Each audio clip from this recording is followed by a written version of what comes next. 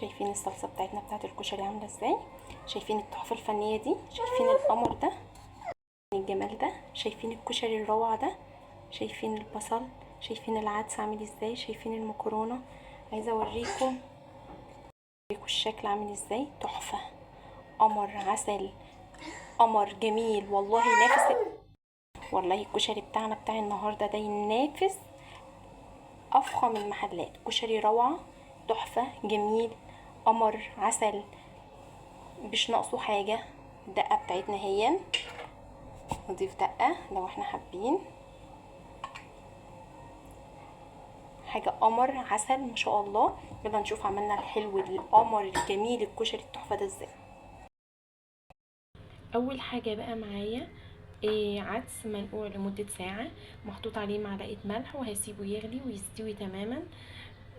وبعدين بقى هنقليه في الزيت، وهناخد المية بتاعته، وتكون دي المية اللي هنستخدمها في عقد الرز والمكرونة. تمام.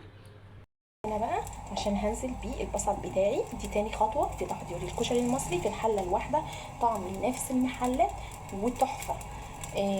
ده زيت، وانا مكتره عشان الزيت ده هستخدمه معاه على طول الوصفه. هنزل بالبصل عادي، طماطم حطيت الطعام تمام عادي، ناعم عادي، اهم حاجه اقلب فيه تمام، واطلعه بدرجه افتح من الدرجه اللي انا عايزاها، علشان هو بيكتسب درجه بعد ما بيبرد. تمام. ايدي هتفضل فيه لحد ما يبقى لون حلو كده انا حباه، ماشي، افتح من اللون اللي انا عايزاه ده. انا هطلع اللون ده علشان هي هتاخد درجه لسه كمان بعد ما تبرد. بقيت الظبطه بتاعت الكشري معايا ربع شعريه لنص المكرونه، والربع الرز، و 125 جرام اللي هو توم عدس بجبه، وحوالي 65 جرام من المكرونه الاسباجيتي. يبقى انا نزلت بربع شعريه، وهنزل بعد ما تتحمر هنزل بربع رز، وبعد ما اقلبهم مع بعض هنزل بنص مكرونه مرمريه، وبعدين هنزل ب 65 جرام من المكرونه الاسباجيتي. وطبعا احنا سلقنا 125 جرام من العدس الجبه اللي هو 8 كيلو عدس الجبه. وبس البصل شايفين عامل ازاي.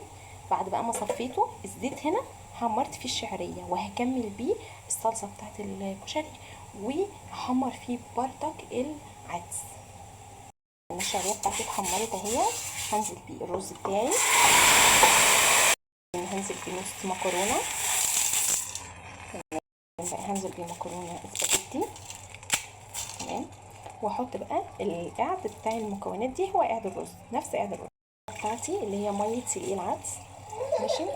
الملح بقى وندوق، يعني ندوق الاول علشان الميه اللي كان مسلوق فيها العدس كان عليها ملح. تمام. بقى هنسيبه لحد ما يشرب الميه بتاعته، سيبه يتردد زي الرز، نعمله معامله الرز، وبعدين بقى يكون جاهز معانا. دي ايه دي فيها زيت تمام من اللي احنا محمرين فيه البصل.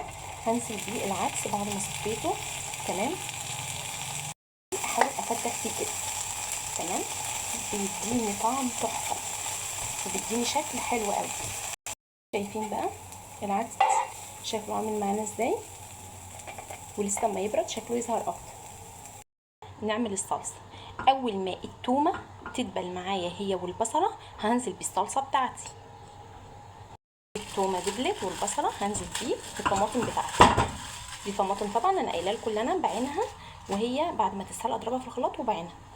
ننزل بقى بالتوابل بتاعتنا، بابريكا، كزبره، فلفل اسود، معلقه بابريكا، معلقه كزبره، نص معلقه فلفل اسود، معلقه ملح، وهنزل بمعلقه صغيره سكر عشان نعادل الحموضه. سكر. هنسيب بقى الحاجات الجميله دي تتسبك مع بعضها. حاجه نحضر الدقه بتاعتنا. معايا نص كوبايه ميه تمام، ومعايا حوالي 5 معالق خل، ومعايا معلقه توم مهروسه. التوم ده حاطه في الفريزر، يفضل انت تحطيه في الفريزر، لو عايزه تحمريه تمام، بس بيبقى اطعم وهو في الفريزر. معايا معلقه كمون، معايا معلقه كزبره تمام، ومعايا معلقه ملح. هقلب بقى الدنيا دي كلها مع الدقه بتاعتنا عامله ازاي. عايزه اوريكم بقى البصل بتاعنا، شايفين اللون بقى عامل ازاي. يبقى قلت لكم بيغمق درجه. شايفين اصلا مقرمش ازاي، العدس بتاعنا عامل ازاي، واصلا كل لما يبرد يبان اكتر والله القمر ظلماء، تحفة، شكله تحفة.